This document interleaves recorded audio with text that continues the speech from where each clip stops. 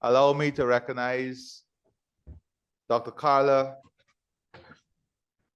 Barnett, our Secretary General, and all the other distinguished personalities joining us this morning in this very, very significant moment where failure is not an option. It is a pleasure to see that Caribbean Week of Agriculture is back as a premier event on the agriculture calendar in the Caribbean region. I wish to thank the organizing agencies of ICA, CARICOM, FAO, and CARDI for keeping agriculture on the front burner as we accelerate the implementation of projects towards Vision 25 by 2025. I urge all key decision makers in the public and the private sector within the region attending CWA 2023 to use this forum as an opportunity to forge the vision of transforming the agri-food system in the region. Transforming our agri-food system requires that we assess and address the challenges and opportunities now confronting the region's agricultural sector. Foremost among those challenges is the need for greater food and nutrition security. Food prices have risen globally, particularly in low and middle-income nations. Increasing energy costs are further pushing these prices up. Climate change possesses a significant and poses a significant threat to food supplies. COVID-19 has disrupted global supply chains, causing food shortages and delivery delays. Additionally, high energy demand and limited supply have resulted in a global energy crisis. The Caribbean has not been insulated from these effects. Every country in this region has experienced the effects of the Caribbean region's vulnerability to external shocks, both from an economic and food and nutrition security perspective. However, events like the COVID-19 pandemic and the Russia-Ukraine war have provided a useful opportunity for the region to seriously reevaluate its traditional high dependence on imported food and to commit to reducing and reversing the extreme dependence. It is against this backdrop that the regional leaders have been advancing the CARICOM agri-food system agenda and has committed to the aggressive implementation of the 25 by 2025 program to maintain food security in the region. To this end, a special ministerial task force on food production and food security, comprised of the CARICOM member states, was established to not only guide the transformation of the regional agri-food system, but also to work on the implementation of plans and programs in support of that system. Member states have not only committed to a targeted percentage allocation of public spending on food and in the agriculture sector, but also committed to production targets for the identified priority commodities. Recognizing the key role of the private sector, the ministerial task force has partnered with CARICOM private sector organization to identify commodities for concentrated regional policy support, particularly as it relates to import replacement opportunities and in making the business case for investment in these areas. These priority commodities are poultry, corn, meat, soybeans, rice for feed production, meat, beef, pork, and mutton, niche vegetables, and coconut products, among others. The region's ability to produce corn and soybean is of central importance as part of the process of ramping up the production of poultry, which, as you would be aware, is a significant protein source for the regions. As of 2022, as a region, we've achieved 57% of the production target towards reducing the food import bill by 25% by 2025. Over the next 2 years, over 1.4 million metric tons of commodities must be produced to reach the 2025 target. We have the political will, and more importantly, we have the capacity within CARICOM to achieve this and to produce quality food for our people. There are notable areas of success throughout the entire region that has contributed to Vision 25 by 2025.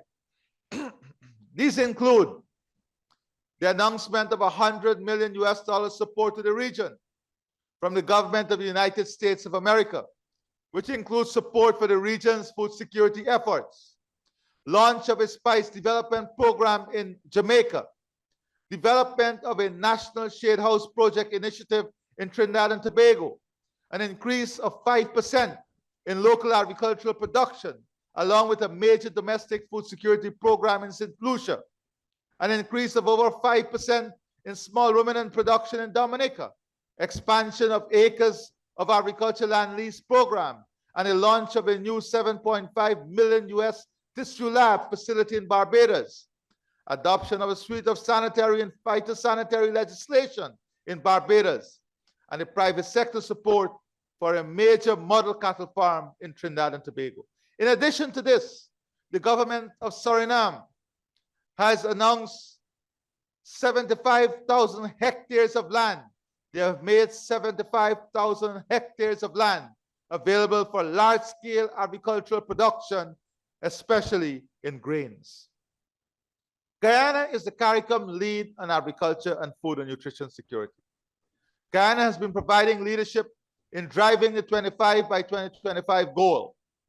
Given our agricultural resources, both natural and human, whatever we do will be impactful in meeting the region's food and nutrition security objectives. Guyana continues to be proactive in leading the way by implementing several transformative projects that seeks to rapidly increase production in priority commodities. As of the first half of 2023, Guyana has cultivated over 3,000 acres of soybeans and over 1,200 acres of corn. We are committed to ensuring that by the end of 2026, we will have 50,000 acres of land cultivated in corn and soya. This is co-investment between the developers and the government. When this project is fully matured by 2026, it will be one of the largest agricultural investments in the region, with over $40 million invested in the development of corn and soybeans. Coconut production is expected to increase by over 200%, from 30,000 metric tons in 2020 to over 100,000 metric tons in 2025. There have been over 5,000 newly established acres of coconut cultivated from 2021 to June 2023, with 10 new coconut nurseries being established from 2020 to 2022. Interestingly and importantly, these nurseries will also serve the need of CARICOM. Our increased coconut seedling production capacity to 208,000 annually. The production of high-value crops such as carrots, broccoli, and cauliflower, among others, is being promoted with the establishment of shade houses by farmers across the country. In 2022, there were 120 shade houses. Under the Agriculture Innovation Entrepreneurship Program, over 300 shade houses will be constructed and used to cultivate the targeted high-value crops. These shade houses and this program has led to promising results from the cultivation of a small batch of wheat variety. Wheat production trials have been expanded at 2 locations across Guyana, and the success of these trials can lead to large-scale production of wheat in Guyana. There has been a resuscitation of the cocoa and coffee industry with coffee plants and cocoa plants distributed in the hinterland areas. The production of coffee and cocoa is expected to increase significantly. Rice continues to be the main staple in Guyana and many CARICOM countries.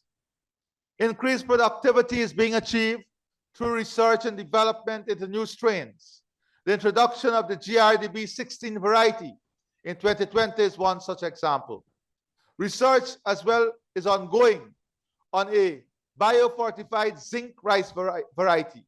Additionally, the seed paddy program of the Guyana Rice Development Board was strengthened with the production of approximately 31,500 bags of high-quality seed.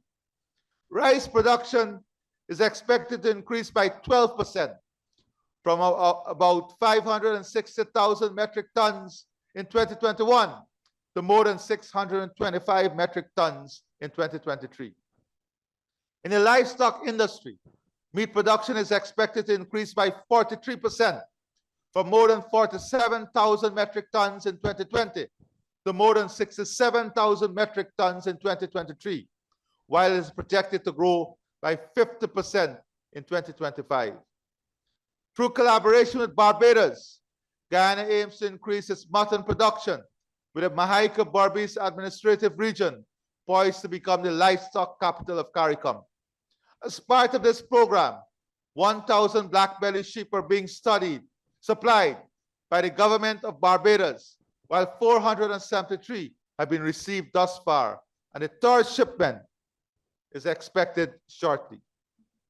Additionally, 13,000 acres of pastures have been developed for cattle farmers for the advancement of the livestock industry, and the construction of porcine and bovine abattoirs to the national standard is ongoing. Increasing dairy production is being pursued through the construction of 2 dairy processing facilities. These 2 facilities, when completed, would see an investment of more than $30 million in dairy production and dairy facility. With respect to the poultry sector, Guyana has already achieved self-sufficiency.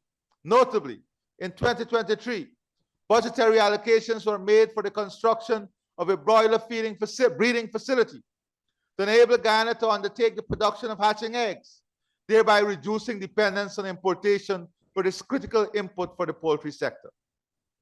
As the government of Guyana seeks to diversify the current meat output, there are now co-investment opportunities in areas such as sausage plant, a protein plant for aquaculture, and a chicken nugget facility to meet local and regional demand.